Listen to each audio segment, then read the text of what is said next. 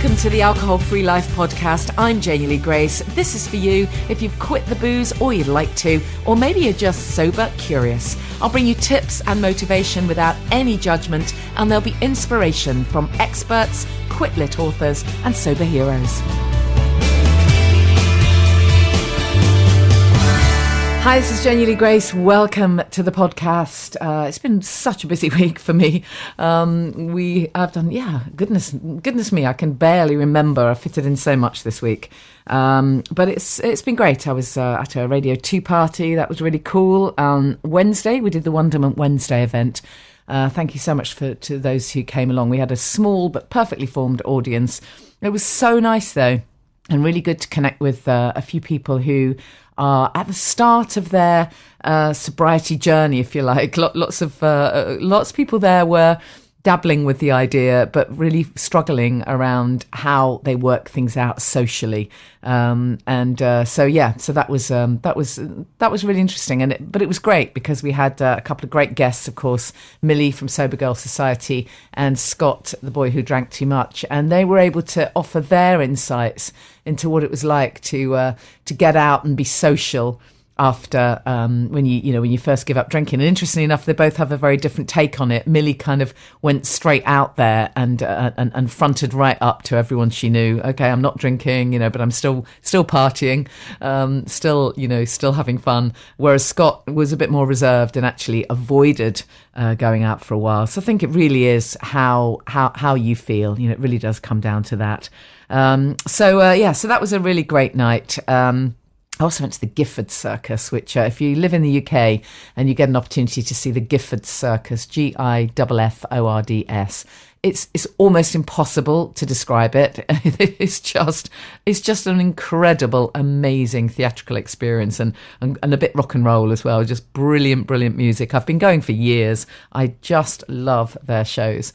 And it was a really great night, actually. And it was very interesting with relevance to this podcast. It was a kind of press night that I went to, and so they don't serve alcohol. It's a circus, but it was really interesting because it was a kind of press event. It was a little bit of a party, and so in the interval, in the break, we came out, and there's you can get like kind of mugs of tea and wood-fired pizzas and little nibbles, and then people walking around with trays of champagne. So there was literally no other choice of drink other than kind of builder's tea, or people walking around with trays of champagne. And I thought, wow, how incredible, and how things have changed so massively for me in the space of, almost 18 months, actually. What a massive change. I literally did not feel the slightest bit hard done to, or I felt absolutely no desire to take one of those glasses of champagne. It was an incredible feeling of freedom, actually. If you're not there yet and you want to be, you just got to trust me. Hang on in there, because I never, ever would have thought that would have been me. I would have been the person. I was with someone else I know who was there from the minute we arrived, was kind of looking around for the wine. Oh my goodness, where's they're not serving alcohol. And kind of that kind of panicky feeling. And as soon as it got to the interval, and we found that there was champagne on offer, that person was like beyond relieved, like, oh, thank God. And that would have been me. Actually would have been me. So just a little bit of hope for you. The light at the end of the tunnel. For those people who are kind of at the start of the journey, as it were. It really, really does get so much better. And this weekend I will be 18 months sober. 18 months. Wow. It is absolutely amazing. So you're very welcome to send me a virtual hug. I'll accept it. Thank you. and applaud those ahead of me, and absolutely send amazing hugs and vibes to those of you who are just starting out, or somewhere in between. Wherever you're at. I think that was the thing that came across most on our Wonderment Wednesday event, was that I really, really wanted to make it absolutely clear that this stuff that I do really is for everybody. It's totally non-judgmental, and I really don't care whether you're drinking or not drinking, or or moderately drinking or mindful drinking or choosing not to drink. It really doesn't matter. And I also don't care which route you do it. It doesn't matter. What matters is you do the thing that you know you're meant to do. That's the issue here. It's how do you feel authentic? If you have the 3 a.m. voice or whatever time it is for you, are you actually listening to it? Are you dealing with it? That's really the key. I've got not one but 2 guests this week. I think I've mentioned Fiona Robertson to you before. I've known her for many years, actually. She worked with me ages ago on a media relations course that I did. And then I went to one of her retreats in Biarritz, beautiful place. She's very inspirational. It was an amazing detox retreat, really. We had some hardcore juices and some long walks. It was great, and some raw food. So she's very knowledgeable. She's been doing what she does for a long time, and I thought it'd be really good to get her take on what happens to the body when we stop drinking and when we're detoxing. What are some good tips and some good things to do to put back some goodness. So I'm going to be bringing you an interview with Fiona. But before that, we've collaborated this week with a website, a brand called Drydrinker. And there are lots of people, searching for these alternatives. So we mention them quite a lot on the podcast. I'm well aware that some people are not interested in alcohol-free drinks or low alcohol drinks. They think it's a trigger maybe that would lead on to drinking alcohol. So if that is a thing for you and you really would rather not look at alcohol-free beers or wines or whatever, then maybe fast forward this bit of the podcast because we're going to be talking about a few alcohol-free drinks.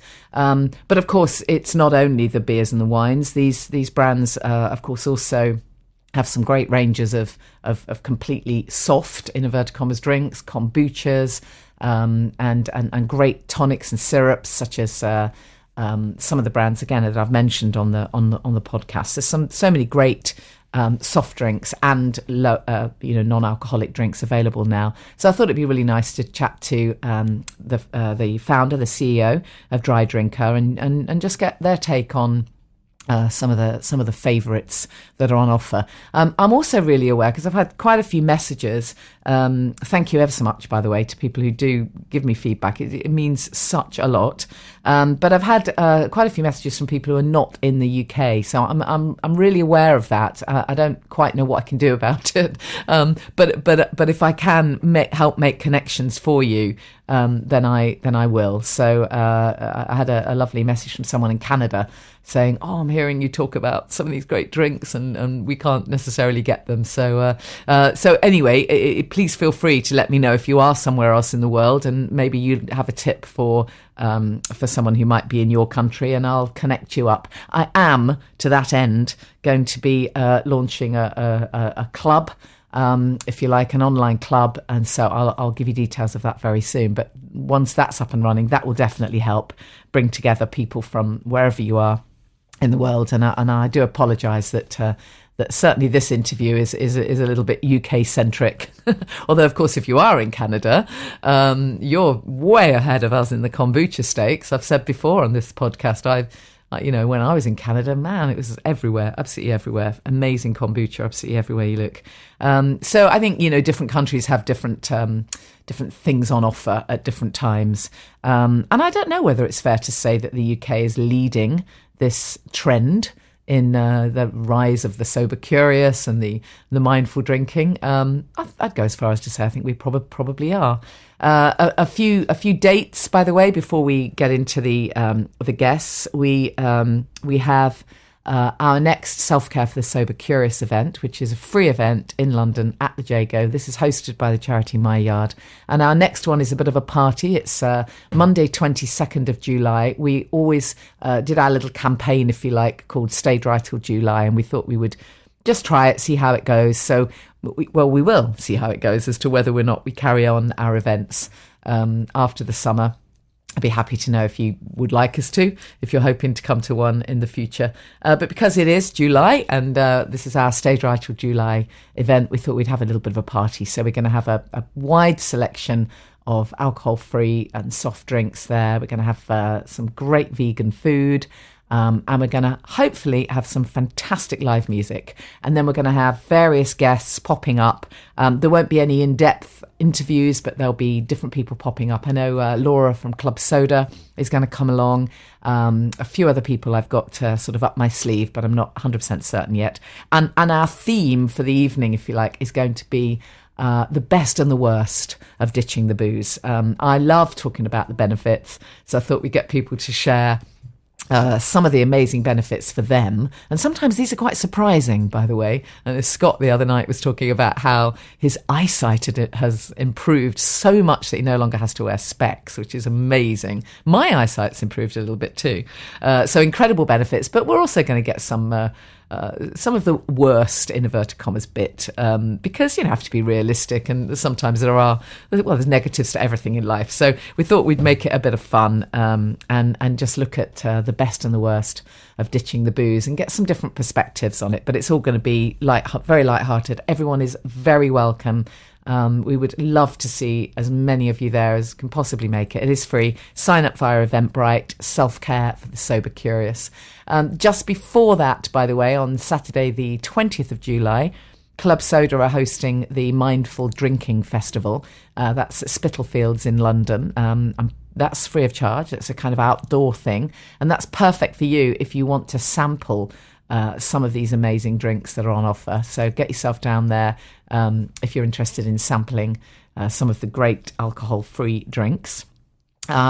And then what else have I got for you date-wise? Oh, yeah, just my TED Talk, which is July the 13th in Norwich. And I'm pretty sure you'll be able to watch that. That's going to be live streamed. So it's the TEDx Ed Norwich event, and that's going to be live streamed on July the 13th.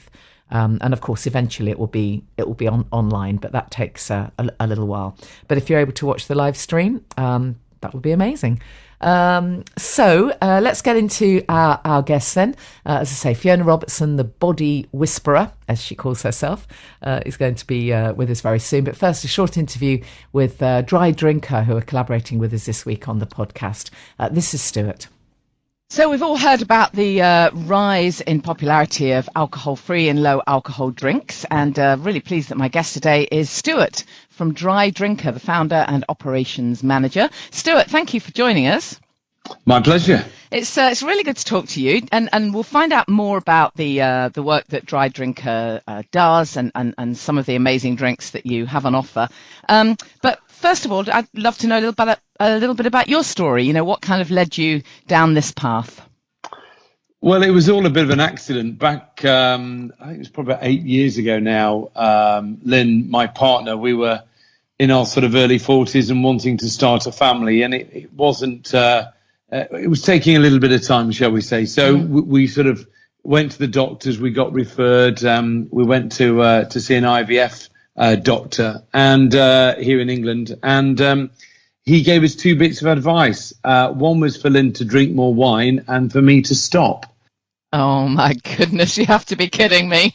No, so he did. We took that advice, and three months later, Lynn was pregnant. So, oh my goodness. But I'd done 3 months. Well, I came out there in shock. I was thinking, I can't believe he said that to her, and now I've probably got to do that. So I was probably, she was delighted, obviously. With what was the reason he said that? Relax, just to relax the mind, relax the body, and obviously it was about 3 years, so Lynn had gone, very strict in terms of diet and alcohol and everything. So he just said, look, relax. I can't tell you why you're not pregnant, but this is what I would do. And 2 kids later, so there must be something in it. But so I did 3 months and got to the point where I'm thinking, God, I enjoy this. I kind of feel better. I slept better. I thought I can do another 3 months. And I had a family wedding in Italy on the 5th month. And I thought, if I can do a week in Italy at a wedding, this is easy. And I did. I realized that, I can't dance very well at the best of times. But and I breakfast on my own quite a lot that week. But No, so I did. I carried it on and enjoyed it. And of course, when our first son was born, there's nothing worse than trying to look after a screaming baby with a hangover. Yeah. I just got really frustrated. So this was 6 years ago. Again, every time I went on holiday to Europe, or we went to the States or somewhere, I could quite easily get an okay, decent alcohol-free beer, but it frustrated me. I couldn't get it in the UK. So I must have moaned so much to Lynn that she finally said, "For goodness sake, do something about it then." Yeah. So I blame her. It's she never sees me anymore, and I've never got any money. But and I say, well, you did tell me.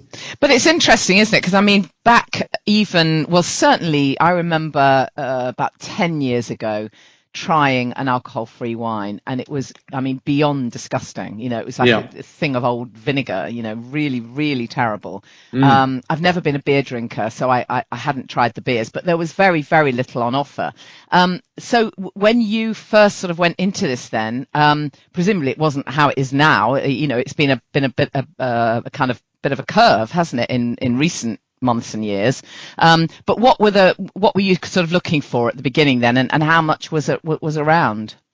Great question. I mean, when I started Drydrinker, I knew that I never wanted alcohol to be free negative, and even 3 years ago, and I'm sure there's still a bit there now, where people say, "God, have you stopped drinking?" I say, "Oh no, I drink dry."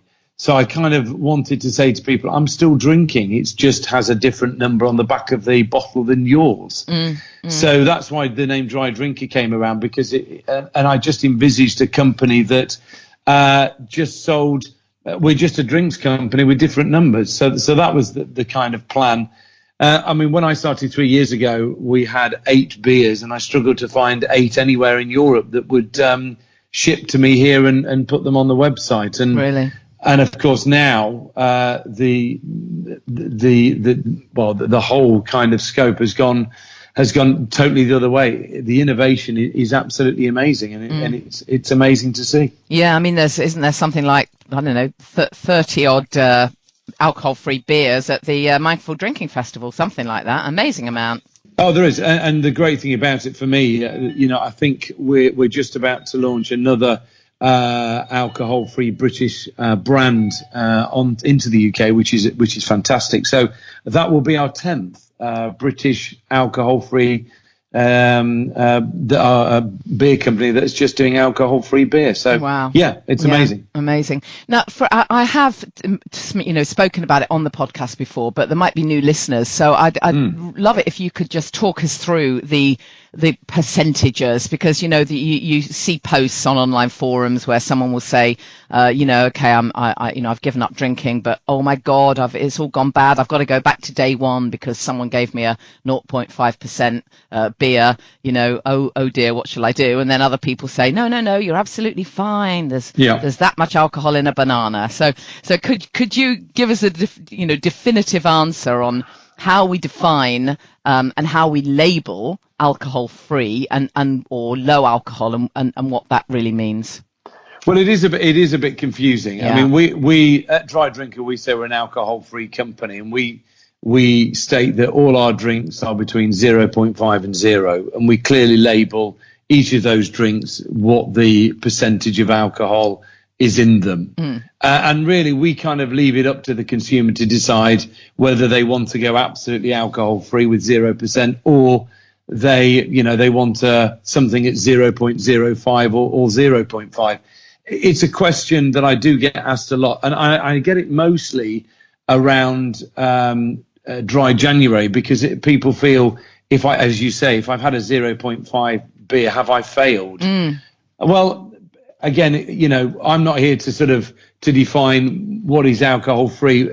Personally, I drink all our drinks up to 0.5, and that to me is where the line is drawn. Yeah. And that's how we see alcohol free drinks. But clearly, we know certainly we know that there are people that want absolutely 0% drinks, and they're clearly marked on the website. Sure, but am I right in saying that something that is is it 0.05%? I get really confused. Yeah. But anyway, the thing that most of them are, or a lot of them are, am I right in saying that that's a minuscule amount and comparable with what you'd find in a banana or various other foodstuffs. So therefore, it wouldn't register if you had a couple of glasses of that and then drove home, for example, and were breathalyzed.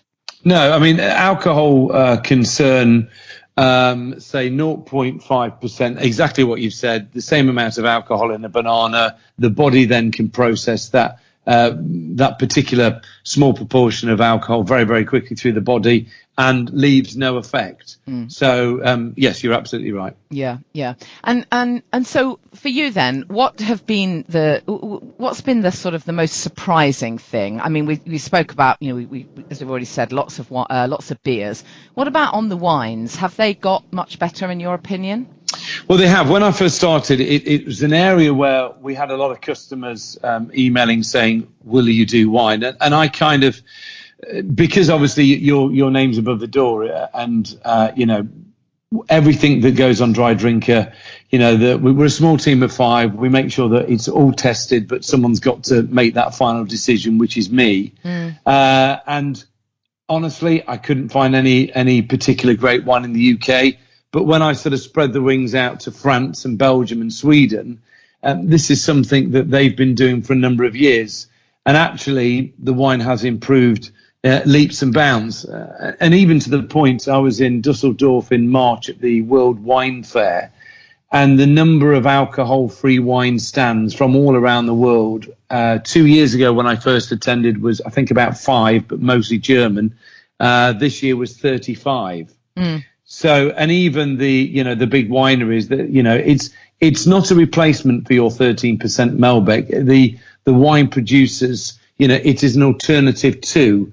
So again, when you're trying to take that much alcohol out of a product, you're obviously going to lose something in the middle. And I think this is where the alcohol-free wine has had a sort of a bad rap. But certainly the wine that we've gone after and we stock and we partner with, they're not full of sugar. Most of our wines are French. Most of them are barreled oaked, finished. So you get a nice dry wine finish in your mouth that you would associate with a nice dry white or dry red.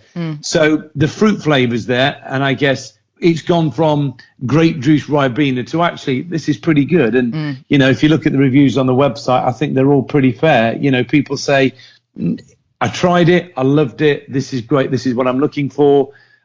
Most of the wine rates between sort of 3 to 4 to 5 out of 5. So it can't be that bad. Yeah. And of course, the alternatives to spirits that market has massively changed, hasn't it? And there are some beautiful, beautiful botanical, non-alcoholic gins, in inverted commas. Maybe mention a couple of your favourites that you sell. Yeah, it's incredible. Obviously, Seedlip paved the way sort of 2.5 years ago, and Ben and his team at Seedlip have done an amazing job to take his kind of dream of that and take it global in a very, very. I mean, they're in a lot of pubs now, which is really a real game changer, isn't it? Absolutely, yeah. And also, they're going on airlines. So I know when I fly, it's I look at the magazine in hope, but I know there's nothing going to be there. But I know that they're on Virgin now, and I think that there'll be other airlines that will certainly follow their lead and hopefully stock a couple of alcohol-free drinks, which would be great. Yeah. Yes, you're absolutely right. Seedlip is something that's been amazing for us, but I'm really pleased to see people like Sea Arch, which I love Sea Arch. Down in the southwest. I think they've come up with a fantastic drink. Yeah. We've got a partner in Italy called Memento, and Eugene and the guys in Milan, they started selling this to cocktail bars in the top end range of in the capital there, and they've gone from strength to strength. So there's a lot out there. We kind of stick to the ones that we like, and it doesn't necessarily need to be a big brand. I think Sea Arch is a proof of that. Yeah. We've also got a dark spirit, and which you can drink neat, which is a Persian recipe, and that is a really, really nice in a nice glass with ice, really enjoyable. So you're absolutely right. This has been the real innovation, real growth, over the last sort of 6 to 12 months. Sure. And then in addition, of course, you've got some, really fabulous grown-up soft drinks, in inverted commas, your kind of tonics, your syrups, some kombuchas, that kind of thing. Has that market really grown?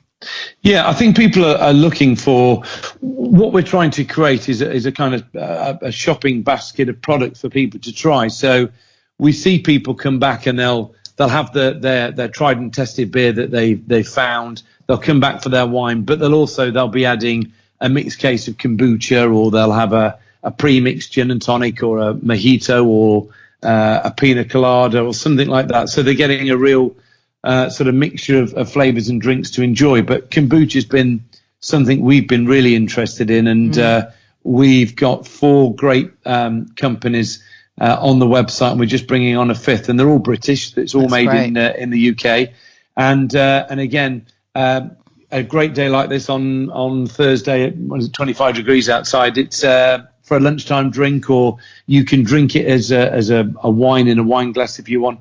They're fantastic, and the flavors are very different. Ginger, strawberry, smokehouse, dry dragon. You can pair them with food. So kombucha, and it's actually good for you. Well, it's good for your gut. It is. Yeah. So there we go. Yeah, it's really. I think it's really time for the kombucha market to grow in the UK. I've said before, I was in Canada kind of this time last year, and I just couldn't believe that it's everywhere, from gas stations to corner shops to absolutely everywhere. And we need to go that way. I think we definitely need more of the good stuff. Absolutely. So if I were to interview you in a year's time, then what would you hope to have seen happen, within for your brand and within this industry? Well, what the continuing in innovation of the drinks market. I mean, there's and also more homegrown talent coming into the industry, and that's what I would like to see. I'm still waiting for the British wine producer to step up and do something around still wine and sparkling. That would be fantastic. There are British companies that are bottling product and selling it under their label, but unfortunately it's not made in the UK. I think that's the thing that I would like to see. For us, we're casting our net even further. I mean, we're just waiting for our shipment of our first batch of Chilean alcohol-free wine. So that's really exciting for us. We first met them about 6 months ago. They do a great red, a great white, and a fantastic sparkling Chardonnay. So, just bringing flavours and taste from the new world that we've not seen in the UK. Great. I really appreciate it, Stuart. Thank you so much for your time. Just give us your website. So drydrinker.com, next working day delivery. And we've got a chat feature on there. So if anyone needs any advice, recommendations, just go on there and we'll be any happy to help. Excellent. Thank you. And as promised, let's go straight to my interview with Fiona Robertson. I've known Fiona for so many years. How you doing, Fiona? Thank you for being a guest. Cool, thanks. I'm cool, thanks, Janey. Thanks very much. Lovely to see you again. Yeah, lovely to see you. Are you still in beautiful Biarritz? I am just outside Biarritz, yes, and the sun is shining today. Lovely. So we'll talk about all the kind of work that you do, helping people to ditch the weight, have more body confidence, the whole kind of approach. But let's just discuss your kind of focus around alcohol, because I know you said that you saw my podcast and said that this is something quite close to your heart. So tell us a little bit about your story. It might be slightly different to some of the stories you've been hearing, like people who've really struggled with alcohol. I've struggled with it in other respect, as in I was in a relationship where I had my eyes wide open about alcohol, which has led me down the lines of all the things that we consume. Yeah. And I naturally go to kind of like helping people understand why we overeat, but basically it's the same things to do with why we overdrink.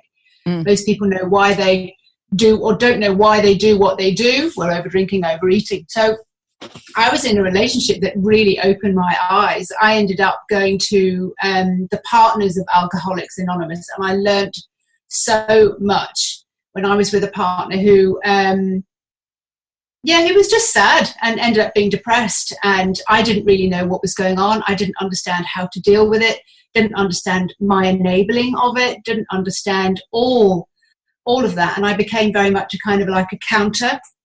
So I was counting how many drinks, and I was judgmental because I didn't really know what else was going on. I didn't come from a family of drinking. I wasn't into the pub culture. I also ended up drinking at the time as well for wanting connection with that particular person in my life, because I didn't really, his whole family was like that. They were all heavy drinkers. If you looked in their garage at Christmas time, it was just absolutely chocker full. Yeah. And it would all get consumed. My partner at the time then went on to kind of sleeping all day, having accidents. You know, if I'd find him half in and half out of the car. So, and we were working together at the time. So I was enabling him to do that and didn't realise that.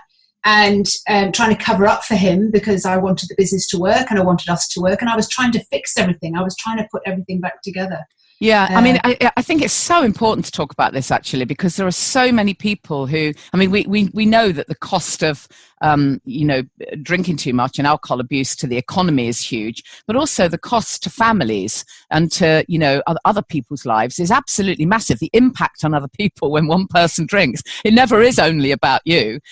So I think it's really important to hear this side of the story. It's massively important. And I'm really interested that you say you felt in a way you were enabling him, but what else could you possibly have done? Because as we all know, but I mean, as we all know, it wouldn't have mattered how many times you put your hands on your hips and said stop drinking. That's not going to change it. So I mean, what kind of things did you learn from that period? I'm just interested that you use that word enabling, because I can't see how you were. That's something that I learned by going to the Alcoholics Anonymous partners. So that was something that they used. And every week they would say, so how are you this week? And I would kind of, this was like in my early 20s, and I was like, well, if this hasn't happened, everything would have been fine. And if this hadn't happened, and everything would have been fine. No, how are you? Oh, wow. So that was a huge thing that I learned, like, oh, I'm separate, I'm independent. So, and this is something that I teach now. It's kind of like, okay, but where are you in all of this? I was trying to fix us so much together and make everything work and look perfect on the outside, when inside the house, behind the closed doors, everything was kind of breaking and crumbling. Yeah. And so was I. He certainly was. And I was trying to bolster him up and bolster myself up, and everything was being broken, but I wanted to still put a smile on my face and still show that everything was fine. Our business was working. The house that we bought was fine. I was enabling him, I apparently found out, because I just kept making excuses for him. I kept showing that we were okay. I kept earning the money. I kept tidying up after him. I kept cleaning, getting him off the windowsill when he was going for a pee out the window, or in the wardrobe, or hanging out of the car, or, just stumbling around, or when we were in business and he had the shakes, or that's what I learned. And so eventually I said, okay, so where am I in all of this? What do I want? Oh, what do I want? Yeah. So what can I do? It's interesting as well that you said that he, you started by saying he was, it was sad and he became depressed. We talk a lot, I talk a lot on this podcast about the link between mental health and alcohol, and it's actually such a fine line you draw between the two issues. Is that something that you saw develop, the depression? Did it develop, do you think, as a result of the alcohol abuse? Or was he already depressed and then drinking for the depression? I sometimes ask this question, which came first, the chicken or the egg? Or will we never know? I think he was upset and sad. He never admits it, and he was able to cover it up really, really well. I think one of the main things that I've learned, because I've found other people in my life who also have been drinkers, friends and things like that, and I kind of begin to recognize it. And there's a deep sadness, and there's a not being able to cope. Some people choose alcohol to cope, other people overeat to cope. That's something that I've massively learned about. Everybody has something that they use as a crutch to fall back on. And if it's not interfering with your life, it seemed like everything's fine, until the point when the egg does crack, and then you kind of say, right, that's it. Some people can go on very well and look like they're coping for a long time, and eventually it catches up with you. And I caught up with this guy. years later, and he said, you know what, I want to admit, he said, I'm only just off going on antidepressants now. And this was years later. He goes, I've just found my sense of humour again. Wow. And he said, I realised I'd been stuck on antidepressants. And I'm like, yeah, nobody needs to be on medication for such a long period of time. Yeah. And being a body whisperer, I now feel what's going on in somebody. And so many people are sad or bored or not in the relationship that they dreamt they'd be in. And this is the mental health side. It's like, we're not coping. We don't know what makes us happy. Yeah. And of course, alcoholics would seem to go towards that because it gives them this false glee, this kind of like, you can cope with anything. Yeah, of course, it's everything you're numbing, isn't it? Now, as someone who's a health coach, we'll go on to talk about the work you do as a body whisperer. It's a great expression, great title. But in terms of you as a health coach, there'll be a lot of people listening to this who are just giving up now, or perhaps they're a few weeks in, perhaps a few months. And certainly from my own experience, I remember just everything was all over the place. I mean, my body didn't know what the hell had hit it when I stopped, because of course I've been, boozing for so long. And if you are someone who's been drinking pretty much every day, you're nutritionally, everything needs to kind of recalibrate, doesn't it? So I'd be really interested to know what kind of things you recommend. I mean, I fully appreciate it's going to be personal to everyone, but are there a few tips that you could give us generically that are, some really great ideas for everyone who is coming off the drink and wants to, get as healthy as they can, as quickly as they can? It's very interesting because a lot of people, when they decide to come off the drink, there's two different ways of going. I just want to feel better, or you can become obsessive about something else. You can become obsessive about being very healthy, and you'll choose something else like juicing is very, very popular. But ultimately, a lot of juices are just packed full of sugar. Yeah, no wonder everybody absolutely loves them. They're a cocktail of sugar. Okay, they're fructose or whatever, but it's just replacing one thing for something else. You know what? As a stepping stone, it's absolutely marvelous. It's great. It cleans you up and all the rest of it, but you're still substituting sugar. And if you're not substituting sugar there, then it's coming in candies and cakes and carbohydrates and potatoes and everything else. So, but going cold turkey is really too difficult. I think you know me from my detox days, and I would quite happily say you can detox any physical need from the body in 3 days. And, I'm quite happy to take somebody through a detox and a fast and a colon cleanse. And it's extreme. Some people do want to go extreme. Now, emotionally or mentally, we can't do that. We don't fix everything in 3 days or even a week or 2 weeks. It's like coming to terms with what we're doing. And every single person I know thinks they know what to do to feel healthier. It's like, eat less, exercise more, eat healthy. But we can't actually do it because we're missing some of the alcohol or the drinking or the juicing or the sugar, the massive amounts of sugar are putting in. It's like, where's the sweetness in your life? So I talk a lot about missing nutrients. And we can talk about nutrients, we can talk about health food, of course, organic's better, of course, naturally grown, homegrown, raw food. I mean, there are extremes that we can go to, but basically, if you don't feel good, none of that's going to work. Yeah. So, but what are some of the other things that fill you up and make you feel great? Sure. I mean, you've shifted onto the kind of mindset stuff, and you're absolutely right. I get that completely. But I'm kind of even one step ahead of that, or before that, really, which is a case of, I mean, perhaps I'm wrong, but my thinking was that when, why, for example, in my case, it was wine. I was drinking wine. And when you're drinking wine, it masks all kinds of other things. And I thought I was right in thinking that if you've been drinking wine and you stop drinking wine, your body is in aside from the sugar, you've got other things to think about. So do you need to put back some B vitamins? Do you need some estrogen? Do you need, it's those kind of questions, I suppose I'm saying. Okay. On the, do you need omega-3? Do you need, I don't know. Do you need something to help you detox your liver? So let's just talk supplementation for a minute before we even talk about nutrition.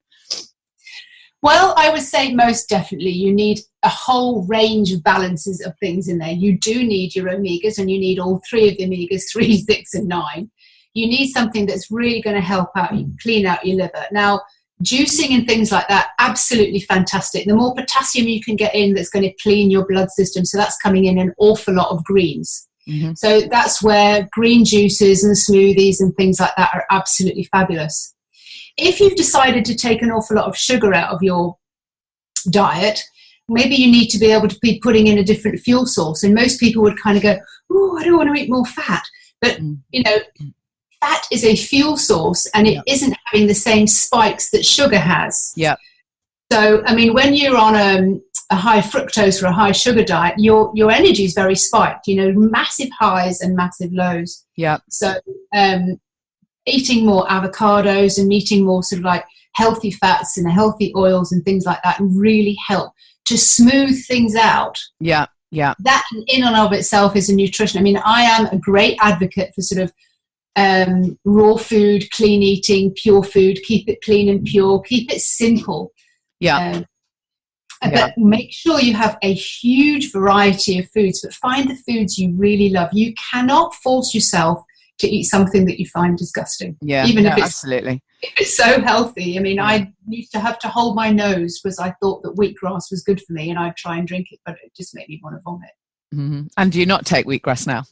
Not now. No, not now. I found I can, do my smoothies and do my juices and have a huge variety of greens. It's a good idea not to just take always the same greens, because they have something on the leaves that sort of really have an effect on you. So keep the spinach and the rocket and, all those kind of things, but keep a huge variety. Make it interesting and ask your body what you want. Because that's really good for the gut bacteria, isn't it? To have a really big variety of really healthy foods.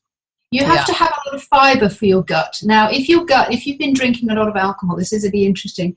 The gut bacteria, bad gut bacteria, loves sugar. Yeah. When it stops having the sugar, it will rebel. Yeah. It will often cause a lot of gas and bloating and those kind of things. Slowly, catchy wormy. So putting some fibre and things in there is brilliant. That's why raw food's brilliant, because it's got all the fibre and all the enzymes within it that really help. Now, your gut bacteria needs fibre, but if you're going to be able to put other things in there that really help your gut bacteria, we're talking sauerkrauts, we're talking kombuchas, we're talking kefir and all those kind of things. Just give your gut a chance to kind of re-establish itself. If you've been on sugar for so long, it's unlikely you've got a great deal of there's such a broad band of bacteria that you need. Your gut is just such an amazing, sensitive organ. You really need a wide range, but it takes kind of a long time to put all that back in. But the more you help it, the better. Yeah, absolutely. And let's get on to this. You as a body whisperer, then, what does it mean? What does the term mean?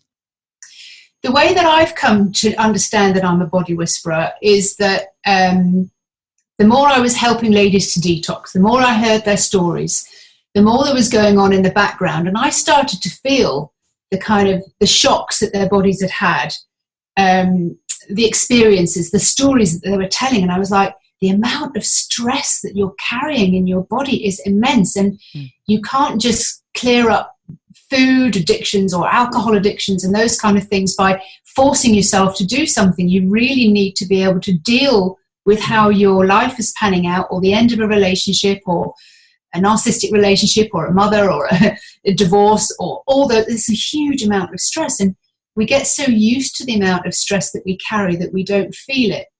So I then decided I was going to try and help describe how I felt, what was going on in their bodies. So if I ask somebody, how much stress are you feeling in your body? They say, 0 to 10, probably about a 4. And I'm like, oh my God, I'm feeling it at like an 8. You're so vigilant. You're on stress alert the whole time, which, by the way, kills healthy gut bacteria, which makes us feel highly stressed. And if we're stressed, what do we look for? We look for something sweet to put in and something to numb that out, because life is just too painful. So when I was able to feel what was going on in the body, help people to understand how the techniques to sort of reduce their stress level, to become calmer, to help them deal with the confrontations and the stress that was going on in their life, whether it's, from parents, from partners, from exes, from, even kids, you know, if they were, or work or neighbours or whatever, if they weren't coping well, this was going to be triggering them to either overeat or overdrink and just feel crappy. Yeah. So that's what I was able to feel. Sure. I mean, of course, you know, just back on what we were talking about before, there are so many, particularly women. We you know, I've been talking about it a lot lately, how much there is in our culture about messages for mums and drink. You know, it almost go hand in hand. You know, you can't possibly be a good mother if you haven't got, you know, a glass of wine in your hand. It's hugely invasive, you know, in our culture, certainly in the UK. And you're absolutely right. It's that thing of, oh my goodness, you know, it's 5 o'clock, it's 6 o'clock. I've had a hell of a day with the kids. You know, I'm a stressed out grown up. Now it's me time. Now I need to reach for the wine, you know, and that message is played out across absolutely everywhere. So it's very difficult getting your head around that. And so when you stop drinking, what should we reach for then, without beating ourselves up? And as you say, trying to aim for something that we really hate the taste of anyway. I know. It's really funny because often what comes up is you are an adult, you are a parent, you look at how much you're coping with, and you think, do you know what? I deserve something. I've done really well today. I got through that by the skin of my teeth. I got through that by the skin of my teeth. I've negotiated this. I've done the washing up. I've cleared up. Women, unfortunately, we put ourselves on the back burner while we're coping and dealing with everyone else.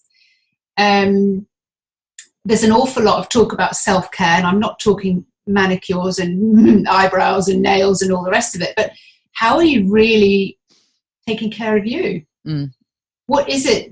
What have you asked yourself? Like, what do I want? And it's a deeper question, and some people don't want to go there. It's like, but you really, you know, what is it? What's the next phase of your life for you? Whether you're a mother and your kids are leaving home, or you're dealing with all those kind of things. But what is it that you really wanted to do when you came here? What makes you feel, for want of a better word, fulfilled, deeply satisfied? And start reaching for those things. And when you're full of those things, these are my missing nutrients. Yeah. It's just less and less and less important to be thinking that you deserve something like alcohol, or, you know, the big packet of crisps, or the secret drink in the car, or the secret chocolate bars on the car that you can hide the wrappers and hide all those things away. No, I mean, you're absolutely right. So many of us do sort of swap one addiction for another, and, you know, you come off the alcohol and then you find, as you say, you're craving the sugar or the crisps or whatever it might be. You're absolutely right, and you're absolutely right about self-care. It's something that we talk about an awful lot, and so many people do find that once they've given up the drink, it does open up some space for new things in their life. I know several people who've, you know, decided, okay, I'm really not happy in my job anymore. I want to start a business, and of course, relationships come and go after people ditch the booze. It can be, you know, a whole new world opening up, which is wonderful. And obviously, that's my main thing, is I really want to share this, the positivity that can come. But I'm also really well aware of, because I remember obviously very keenly what it was like for me in the first few weeks when you don't know who the hell you even are. I mean, really, you feel so raw and guilty. Don't know where that comes from, but you do, and full of shame. And often people don't even tell anybody else what you know, so it's a big thing you're doing. And yet at the same time, you've got all this kind of weird stuff going on and cravings for this and that. And so before we even get to the big stuff, like what's here for the rest of my future, can you just give me one example of something that somebody can go get for themselves that won't do them any harm, but might just fill the gap? Do something that really makes you happy. Do something for you. A lot of people just take some time out. It's okay to be upset. It's okay to feel out of sorts. I mean, your hormones are completely out of balance when you're changing something so radical. You're doing something extreme, but you're doing something really powerful and really fantastic for yourself. And it rocks. There's just so much more available. Yeah. Be kind. Yeah. Most of us know how to be kind to other people, and we're really cruel and bashing to ourselves. Be kind to ourselves and reach for, if you go for chocolate or if you go for something else, then do it. But you know that just be really aware that that's when I'm doing it. Find out what time of day you're doing it. And I know you also talk about having fun and Mm-hmm. you know, the importance of having fun, which interestingly enough is something that I think I'd completely forgotten what that meant. So, I mean, really seriously forgotten what it meant. Yeah. So tell us what you mean by that and how perhaps you've come across a client who you've managed to help. One of the main questions that I ask ladies, because I feel their sadness, I feel their kind of disappointment, or I feel their hurt. And I'm like, just tell me, what was the last thing you did for fun? And it goes a bit quiet. Yeah. Tell me any instance you've had fun, because I want you to get into that state. I want you to sort of remember what it feels like. It's different. They say, well, I go out for dinner with my friends. Okay, that's kind of happy, but it's not really fun. 5 minutes of fun has the ability to release so many great hormones in the body, has so many great, endorphins and dopamine and serotonin and everything else. And it has such a great healing effect on the body. That's why I talk about fun. And I think once I ask that question to somebody and they kind of go, do you know what? I'm really embarrassed. I haven't done anything that's incredibly fun for a long time. I'm like, well, that's fantastic. And they go, no, Fiona, it's not fantastic. I'm like, no, really it is. Because now you know that you're missing out on fun, and that's a big missing nutrient. For me, when I realised I was having no fun, I was like, God, what do I do for fun? I used to love going fast, driving really fast, or going fast on the back of a horse or on a motorbike, to crazy stuff, like adventurous stuff, or dancing, or playing pranks. I'm like, God, I just haven't done. I just got it so serious.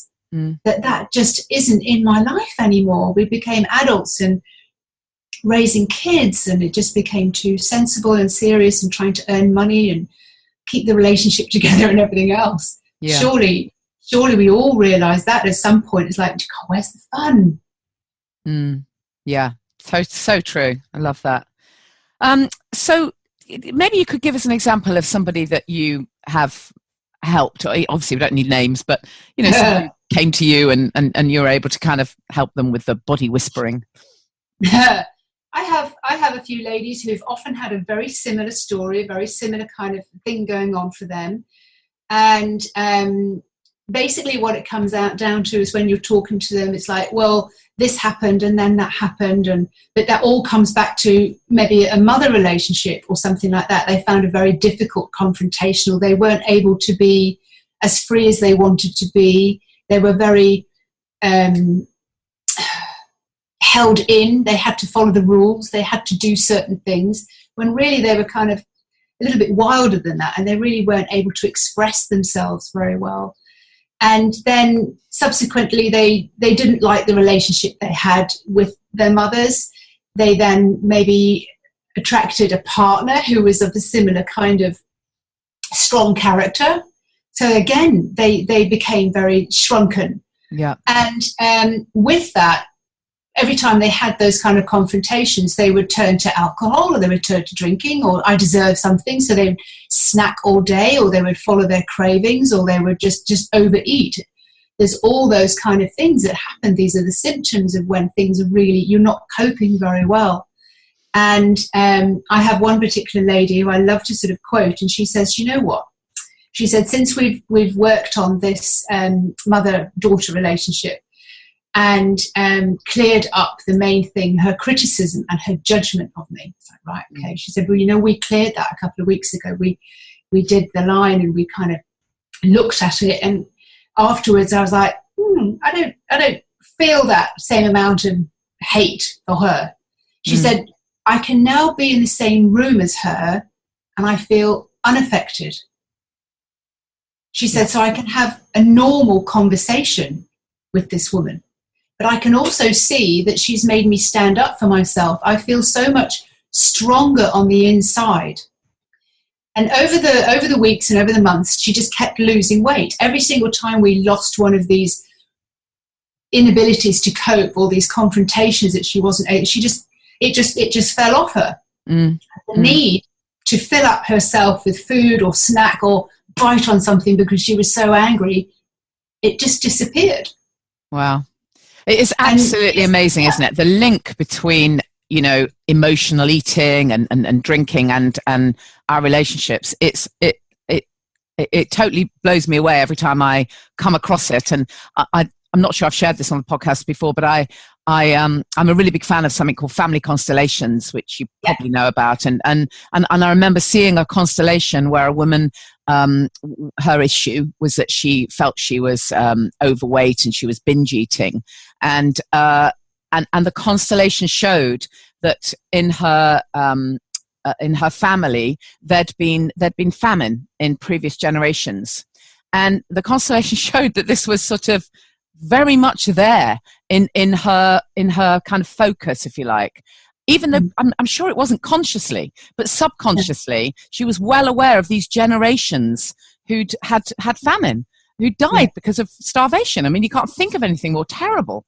But the constellation showed that, you know, that wasn't true now. It wasn't true of her. And actually, to honor those people, she didn't need to binge eat. I mean, it sounds ridiculous to try to explain it, you know, without the context. But you'll know exactly what I mean when I tell you that.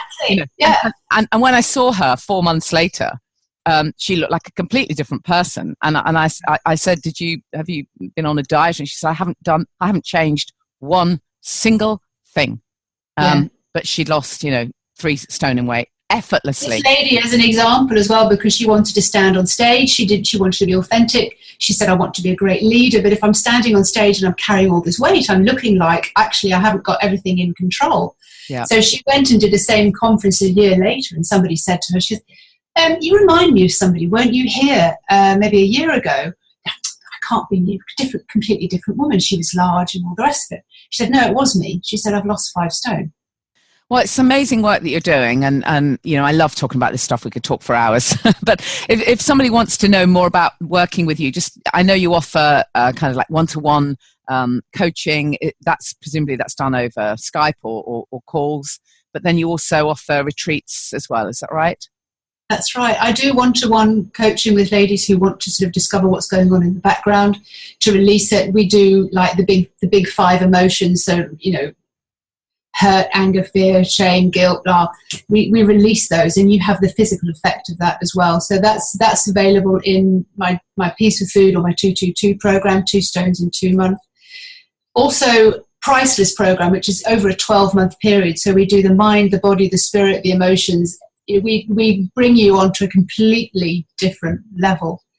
And within a retreat, because that's part of these programs as well, the longer programs, you are able to come on a retreat and do a deep dive and really understand who you want to be next and how you can clear as much of this and understand why you do what you do, and you become really aware of your body, an intuitive eater. So you're tuning in and kind of going, really? I don't want to eat that anymore. Or, oh, I really, really fancy that. And if you can go at it from that perspective, it's a massive shift in what you're doing as well, rather than eating to cover something up or eating because you feel disapproved of, judged. Yeah. And you deserve more. You do.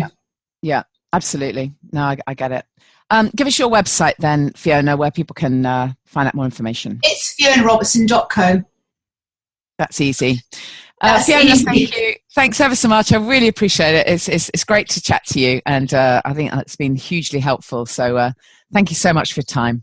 My pleasure, Janey. And I think you're doing a great job sort of making everybody more aware of the link about what's going on and what's available. Yeah, I mean, it is. When we want to give up alcohol. Yeah. I think it's the great thing is when people can see the positive side. Otherwise, it just feels like the whole thing feels like a misery at the beginning. We need when advocates. You can see the light.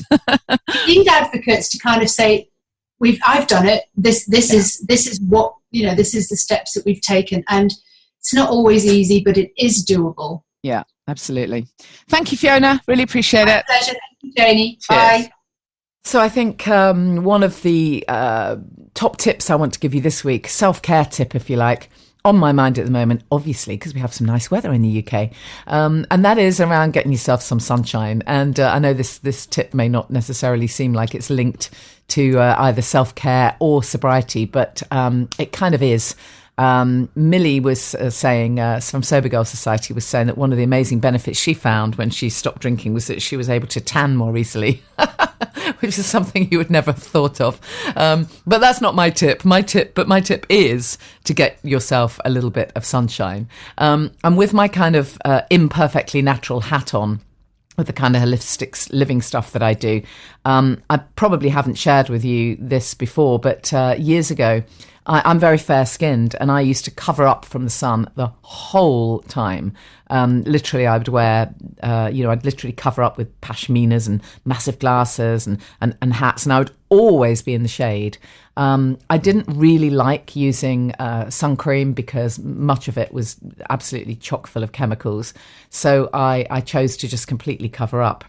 And I did lots of talks around the UK. Well, I still do on natural living, and it was a topic that always came up in conversation.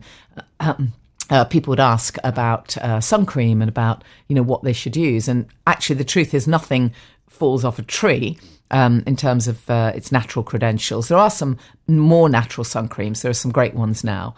Brands like Green People are very good, very affordable. Incognito, who's absolutely the best insect repellent, by the way. We're straying way off topic here, but never mind. In case you need an insect repellent, you will never find a better one than Incognito. Absolutely amazing and completely natural, and really does the job. I used to be highly attractive to mosquitoes. They used to eat me, but not anymore, thankfully, thanks to Incognito. But anyway, they have an insect repellent sun cream, and this is great. Sustainable packaging. It's as natural as you're going to get, and it has that bit of insect repellent in it as well. So that's a great one to choose.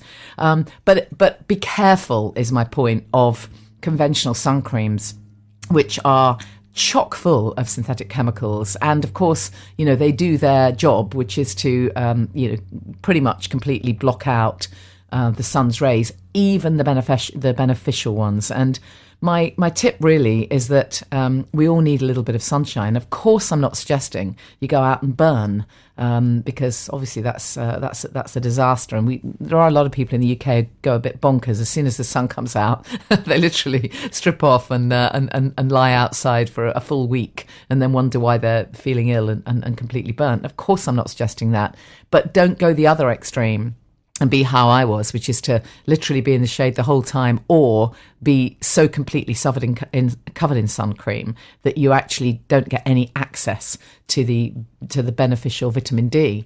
And the reason this is really relevant for me is that I used to, as I say, do a lot of talks around the UK, and I was often talking about the importance of vitamin D. There's a school of thought that says in the UK we have a deficiency, an actual epidemic of deficiency of vitamin D. So many people are deficient, and it's so important for our health and well-being and immunity. And if you've ditched the booze, this is a time when you really need all your nutrients back into your body. And vitamin D is, as I say, so many people are lacking in it because we don't get enough sunshine in the UK, and many people, of course, have a diet that isn't rich in the foods that you can get vitamin D from. Having said that, I don't believe that you have to eat copious amounts of red meat in order to get vitamin D. We really do get it from the sun. So to get to the point, I had a test done while I was out chatting to everyone and telling people the importance of vitamin D. In fact, it's very much linked to cancers, and there are oncologists who will tell particularly women, make sure you get vitamin D, because the link to lack of vitamin D in breast cancer is high. And I was doing these talks and sharing these kind of statistics. And meanwhile, I never had my own vitamin D levels checked. I ended up having them checked almost by accident because I was checking something else. And so I got my vitamin D levels checked, and I could not believe how low I was. My level was something like 12. And it's meant to be, even sort of conventional doctors would tell you, it's meant to be up around the, 85s, 70 to 90 kind of area. And I was at 12. And I look back and I think, my goodness, how was I even functioning? And I just hadn't realised. I really hadn't realised. Now I look back, I realise that actually I did look really pale. I didn't have as much energy as I should have, and my immunity must have been really lowered. So, as well as drinking, of course, which wouldn't have been helping with any of it. But I would just really recommend everyone now to get a vitamin D test if it's possible for you to do that. You can go to the GP and ask for a test if you're in the UK, or there are many online tests available where you can just pay a little bit of money and they'll send you one of those little kits that you just take a tiny blood sample and they'll identify your vitamin D level. I just really, really recommend it. And meanwhile, if you have the opportunity, get yourself a little bit of sunshine. So that was a very long self-care tip. And of course, if you're listening in Australia, it's not your summer, right? But nevertheless, you probably still have had enough opportunity to top up your levels recently. So thank you so much for listening. Again, if you would like to give us any feedback at Janey Lee Grace, we'd love to hear from you. We do have a little PDF of resources, and we do send out occasional emails just to let people know what's going on, not just events, but various things that are happening. If you want to know about the Sober Club that I'm starting up, give us your email. We'll add you to the list, but we will not bombard you, I promise you. So you can email me, Janey at janeyleegrace.com. As I say, on social media, it's at Janey Lee Grace. We would absolutely love to hear from you. If you've got any suggestions of people you'd like me to try and get on the podcast, I can only try. I've got a few very exciting guests lined up. I'm not going to say who they are yet till I've got them absolutely confirmed, but some exciting guests coming up in the not too distant future. Look forward to seeing some of you on the 22nd of July. See if you can grab your tickets for that. I'm hoping that one's going to be a sellout, a free out, whatever the expression is. And I look forward to seeing you same time next week. Thank you for listening to the Alcohol Free Life podcast with Janey Lee Grace. Please subscribe to us on iTunes, rate us, share on social media, and tune in again.